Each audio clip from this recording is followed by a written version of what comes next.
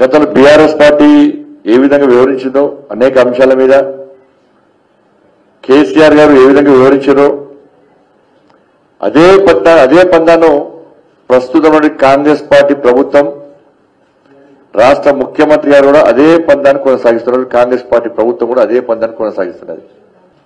ఇది కరీంనగర్ జిల్లా రాజన్న సిరిసిల్ల జిల్లా సిరిసిల్ల కేంద్రంగా జరిగింది. దీనిలో వాస్తవానికి బీఆర్ఎస్ పార్టీ నాయకులతో పాటు ఆ కేసును నీరుగార్చడానికి కేసీఆర్ కుటుంబాన్ని కాపాడడం కోసం కాంగ్రెస్ పార్టీకి సంబంధించినటువంటి కరీంనగర్ సంబంధించినటువంటి ఒక మంత్రి హస్తం ఉంది. ఇవాళ అధికారులకు ఫోన్ ట్యాపింగ్ చేయాల్సిన అవసరం లేదు. రాజకీయ నాయకులకు అధికారులకు ఫోన్ ట్యాపింగ్ చేసినటువంటి శత్రుత్వం ఉండదు, అంత అవసరం కూడా లేదు. వాస్తవానికి ఫోన్ ట్యాపింగ్ అనేది దేశ భద్రతకు సంబంధించినటువంటి అంశం ఇది. ఆయన ఏం చెప్పాడు, మేము సొంతంగా చేయలేదు, మాకు ఒక పెద్ద ఆయన ఆదేశం ఇచ్చిండు. పెద్ద ఆయన ఆదేశం ఇచ్చినట్టు ఏ పెద్ద ఆయన అంటే అడిగితే కూడా స్టేట్మెంట్ క్లియర్గా ఉంది.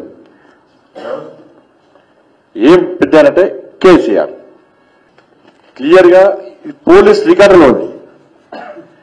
రాధాకిషోర్ గారి స్టేట్మెంట్, మేము కేసీఆర్ యొక్క ఆదేశాల మేరకు ఈ ఫోన్ ట్యాపింగ్ చేస్తాం. వాళ్ళు ఏ వ్యక్తుల పేరు చెప్తే ఆ వ్యక్తులు, ఏ లీడర్ల పేరు చెప్తే ఆ లీడర్లను మేము ఆ ఫోన్ నెంబర్ ఫోన్ ట్యాపింగ్ చేస్తామని చెప్పి పోలీస్ స్టేట్మెంట్ లో, పోలీస్ విచారణలో రాధాకిషోర్ గారు ఒప్పుకున్నటువంటి స్టేట్మెంట్ ఇది.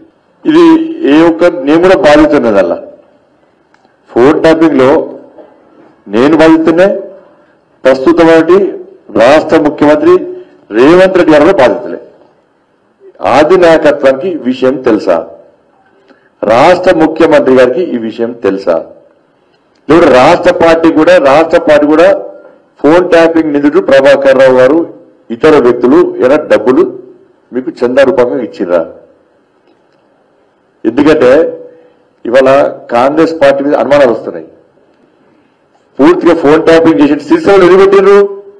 సిరిసిల్లలో కేటీఆర్ కొడుకు ప్రాతినిధ్యం వహిస్తున్నటువంటి ప్రాంతం, కేసీఆర్ కొడుకు తెలియకుండానే పెట్టిండారా సిరిసిల్ల?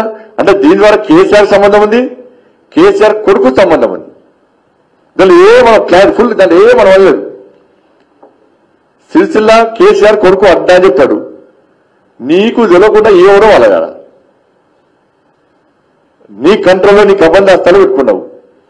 అమెరికాలో ప్రభాకర్ రావు గారి ఎవరింటి ఉంటాడు, అశోక్ రావు గారి కూతురింట్లో ఉంటాడు వియంకుడు. వాడు కాంగ్రెస్ పార్టీ అభ్యర్థి మాత్రం కరీంనగర్ లో వాళ్ళ ఇంట్లో ఉంటాడు.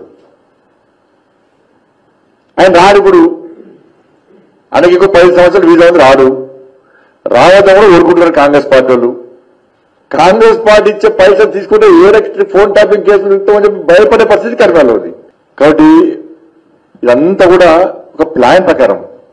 ఎందుకంటే 6 గ్యారెంటీల విషయంలో,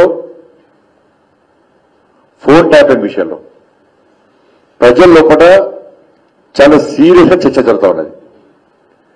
ప్రజలు చాలా సందర్భంగా ఫోన్ ట్యాపింగ్ కేసు ఏమైంది, కేసీఆర్ కుటుంబానికి సంబంధించి కనీసం ఎవరిని కూడా ఇంతవరకు అరెస్ట్ చేస్తున్నారు. ఇలా ఇంతవరకు ఎవరు తెలియదు, బయట సమాజం తెలియదు. రాధాకిషోర్ స్టేట్మెంట్ లో కేసీఆర్ పేరు ప్రస్తావించిన విషయం ఇంతవరకు బయట సమాజం తెలియదు.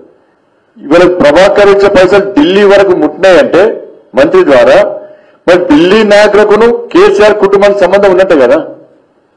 సిగ్గులేని కేసీఆర్ భార్యాభర్తల ఫోన్ కూడా ట్యాపింగ్ చేసినట్టే. ఏ మనిషి చిచి ఆ బతికేందో అర్థం తెలియదు.